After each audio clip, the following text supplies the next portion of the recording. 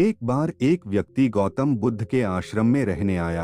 आश्रम की शांति में 2 दिन बीत जाने के बाद वह बुद्ध के पास जाता है और कहता है, बुद्ध, मेरे मन में कुछ प्रश्न उठ रहे हैं, मैं उनका उत्तर जानने के लिए यहाँ आया हूँ। बुद्ध ने कहा, पूछो, आपका प्रश्न क्या है? उस आदमी ने कहा, बुद्ध, मैं अपने जीवन से बिल्कुल भी खुश नहीं हूँ। दुखों और परेशानियों के पहाड़ ने मेरे जीवन को नर्क बना दिया है। मेरे जीवन में कुछ भी ठीक नहीं चल रहा है। मैं जानना चाहता हूँ कि मेरे साथ यह सब क्यों हो रहा है। मैं इतना बदकिस्मत क्यों हूँ? बुद्ध ने कहा, सबसे पहले तुम मुझे बताओ कि इसका कारण क्या है। आपके दुख के लिए वे कौन सी बातें हैं जिनके कारण आप इतने परेशान और चिंतित हो गए? बुद्ध के प्रश्न पर कुछ देर सोचने के बाद उस व्यक्ति ने कहा, यह कैसा प्रश्न है? मैंने आपसे एक प्रश्न पूछा और आप उत्तर देने के बजाय पूछ रहे हैं। बुद्ध उस व्यक्ति की बात सुनकर मुस्कुराए। यदि तुम अपने दुख का कारण नहीं जानते हो तो तुम मुझसे यह उम्मीद कैसे कर सकते हो कि मैं तुम्हारे दुख का कारण जान पाऊंगा? व्यक्ति ने कहा, बुद्ध, लेकिन लोग कहते हैं कि आप भगवान हैं, आप सब कुछ जानते हैं, आप लोगों के मन को पढ़ते हैं, तब आपको मेरे दुख का कारण पता चल जाएगा। बुद्ध हल्के से मुस्कुराए और गंभीर स्वर में बोले, तुम यह सोचकर गलती कर रहे हो कि कोई आएगा और तुम्हें तुम्हारी सभी समस्याओं से बाहर निकाल देगा, लेकिन ऐसा कभी नहीं होगा। केवल तुम ही हो जो तुम्हें तुम्हारी परेशानियों से बचा सकते हो। महसूस करें कि आपने आत्मज्ञान प्राप्त कर लिया है तो आप अपनी समस्या का समाधान कर सकते हैं। मैं भी आपके जैसा हूँ, फर्क सिर्फ इतना है कि सब कुछ साफ है। जिस दिन आपके जीवन की सभी समस्याएं दूर हो जाएंगी, उसी दिन से आपकी भी समस्या के लिए बुद्ध के पास जाने की जरूरत नहीं पड़ेगी। बुद्ध ने उस व्यक्ति से पूछा, क्या तुमने कभी किसी फूल को ध्यान से देखा है? यह सुनकर वह व्यक्ति आश्चर्यचकित हो गया और बोला, बुद्ध, फूल तो एक साधारण सी चीज है, इसे तो सभी ने देखा है। बुद्ध ने कहा, फूल एक कली है, सुबह अंधेरा होता है, दिन के उजाले में फूल बन जाता है, शाम को मुरझा जाता है। यदि फूल केवल इसी बात की चिंता करता है तो शाम तक उसे मुरझाकर गिरना ही पड़ता है, वह कभी खिल नहीं पाएगा।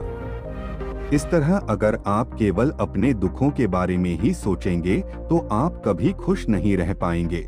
इसलिए मैं आपको बताना चाहता हूँ कि आपके जीवन में अभी भी बहुत सी चीजें हैं जिनके बारे में अगर आप बारीकी से देखें तो आप अभी भी खुश हो सकते हैं।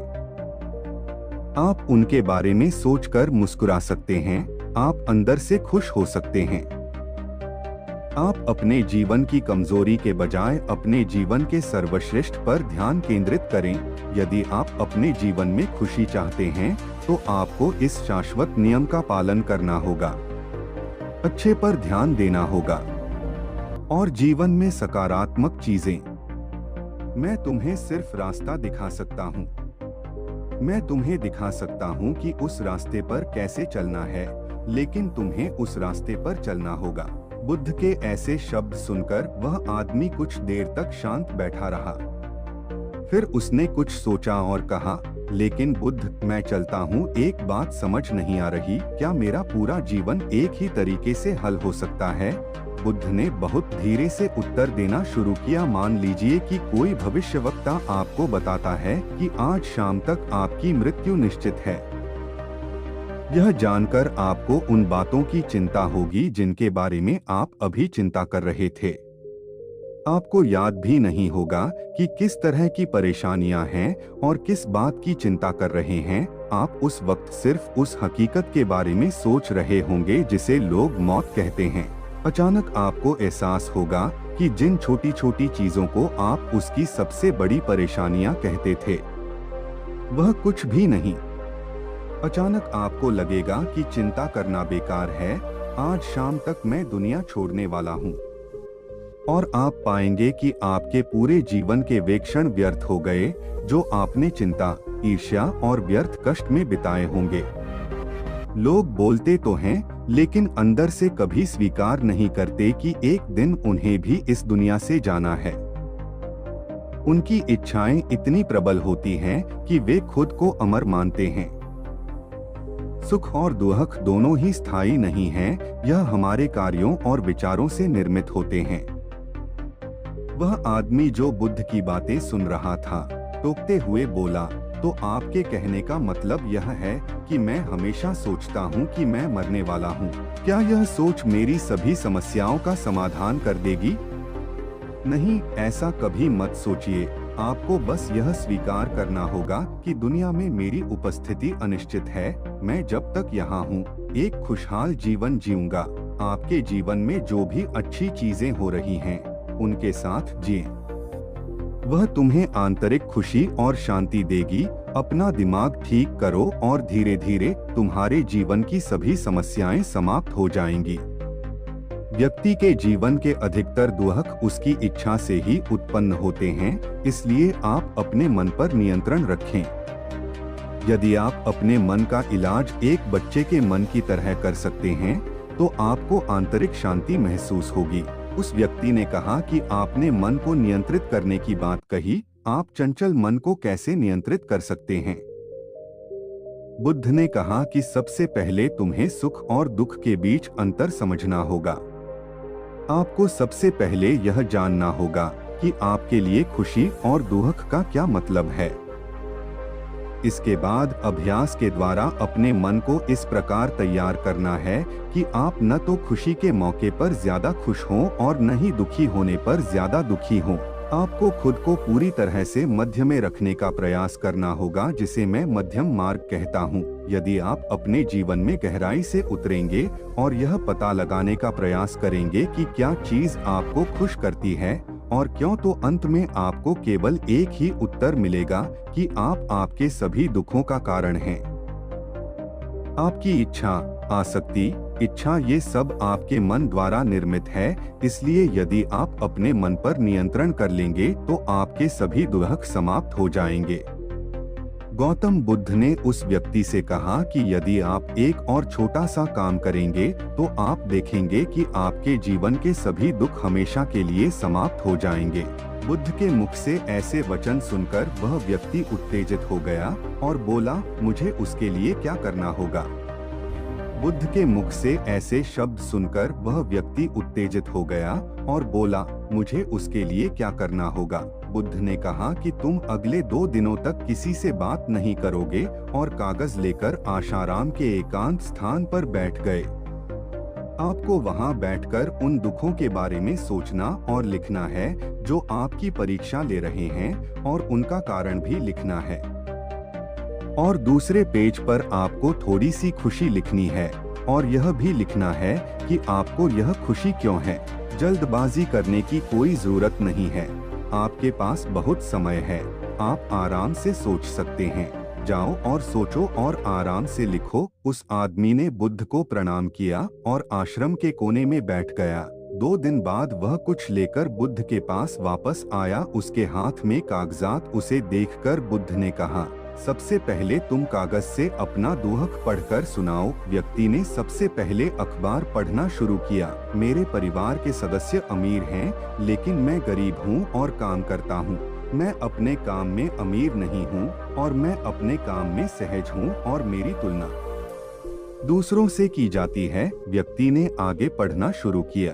दूसरा, मेरे पड़ोस में बहुत से लोगों ने बचत की है, लेकिन मेरे पास बचत के नाम पर कुछ भी नहीं है। इसका पहला कारण यह है कि मैं काम कम जानता हूँ, लेकिन खर्च बहुत करता हूँ।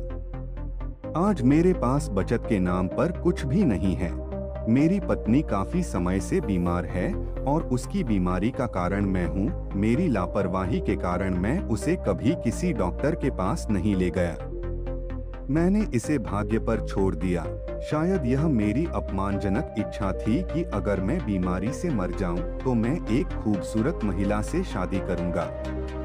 चौथा, मैं मन में फ्री पैसे पाने के बारे में सोचता रहता हूं, परंतु योजना पूरी नहीं होती। मैं दुख के सागर में डूब जाता हूं, फिर यह दुख मुझसे सहन नहीं होता और इसका कारण मैं ही हूं। मुझे पता है कि मेरे पास अल्कोहल पीने के लिए पैसे नहीं हैं, फिर भी मैं इसे पीता हूँ। मैं अपना दिन खुशी से जीता हूँ, लेकिन ऐसा करने में सक्षम नहीं होने पर देखता रहता हूँ। बुद्ध, ये मेरे जीवन के सबसे बड़े दुख हैं और गहराई से सोचने के बाद मैंने पाया कि कई उनमें से मेरे कार्यों और मेरे विचारों के कारण हुआ। ये सुनने के बाद आपने मुझे खुशी का पेपर पढ़कर सुनाया। पिछले 2 दिनों में मैंने जो कुछ भी महसूस किया वैसा मैंने अपने जीवन में कहीं भी अनुभव नहीं किया। पिछले 2 दिनों में मुझे एहसास हुआ कि वास्तविक शांति और आनंद कितना महान है और मैं इसका अनुभव करके बहुत खुश हूँ। मेरी खुशी के कारणों की सूची बहुत लंबी है। इसे पढ़ने और समझने में बहुत समय लगेगा। उस व्यक्ति के मुंह से ऐसी बातें सुनकर वह व्यक्ति मुस्कुराया और बोला, सिर्फ आपके लिए ही नहीं बल्कि हम सभी के लिए कारण एक ही है। वह व्यक्ति अपना बहुत सारा समय बर्बाद करता है। आप दुख का कारण ढूंढने में लगे हैं। हमारा जीवन भी एक तरह से सुख, शांति और आनंद की तिजोरी है। बुद्ध ने उस व्यक्ति से कहा कि खुशी के सभी कारणों को साझा करने की जरूरत नहीं है, तुम उनमें से कुछ का पाठ कर सकते हो। वह व्यक्ति बड़ी मुस्कुराहट के साथ पढ़ने लगा, पहली खुशी क्योंकि मैं जीवित हूँ और दुनिया में रह रहा हूँ और मैं स्वस्थ हूँ। मेरे माता पिता, एक पत्नी और 2 बच्चे हैं। ऐसे ही मेरे पिता के पास कई अनमोल खजाने हैं, जैसे मेरे माता पिता का प्यार, मेरी पत्नी का प्यार, मेरे बच्चों का प्यार और एक पिता की खुशी। दूसरा कारण यह है कि मैं कड़ी मेहनत कर सकता हूँ, मैं कोई भी काम कर सकता हूँ, आपकी आय में कोई बाधा नहीं आ सकती और आप अपने परिवार की सभी जरूरतों को पूरा कर सकते हैं। मुझे खुशी है कि मैं एक खुशहाल परिवार बना सकता हूँ। मैं अपनी तुलना अपने भाइयों, अपने पड़ोसियों से करता हूँ और आपने कृपा करके मुझे मानवता वाला इंसान बनाया है। सभी बुरी आदतों को छोड़कर आप सुखी और खुशहाल जीवन जी सकते हैं। और मेरे लिए सबसे बड़ी खुशी और सौभाग्य की बात यह है कि मुझे एक जगह मिल जाए और जब तक मैं इस दुनिया में हूँ हमारी इच्छा और आसक्ति ही सभी दुखों का कारण है। मैं खुद को जानने की पूरी कोशिश करूँगा और मैंने कभी नहीं किया। जीवित रहे, अब आप अपने परिवार के पास रह सकते हैं। यह जीवन सबके साथ है। आपके जीवन में कोई भी परेशानी आपको घेरने की कोशिश कर सकती है। जीवन अपने आप से कहने के लिए बहुत छोटा है और इस जीवन में आप चिंताओं और दुखों को खुद पर हावी नहीं होने देंगे। शांति से बैठकर उस दुख का कारण जानने का प्रयास करें और यदि मिल जाए तो उसे नष्ट कर दें। इस तरह आप मानसिक शांति और कभी न खत्म होने वाली खुशी पा सकते हैं। दोस्तों, आशा करता हूँ कि आपको इस कहानी से बहुत कुछ सीखने को मिला होगा। इस कहानी में बस इतना ही। मिलते हैं अगली कहानी में। जब तक अपना ख्याल रखिएगा। धन्यवाद।